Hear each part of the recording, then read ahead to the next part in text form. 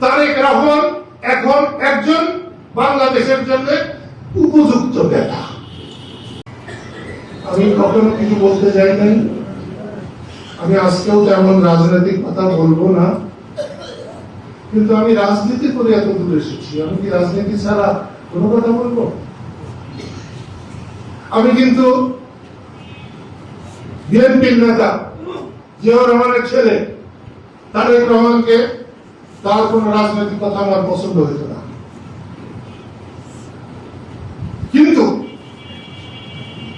কিন্তু শেখ হাসিনার পতনের পরে তারেক রহমানের কোনো কথা আমার অপছন্দ হয় নাই। কারণ কি করবো? পছন্দ হয় নাই, আমি বলছি পছন্দ হয় নাই। আমার পছন্দ হয়, আমি বলি পছন্দ হয়।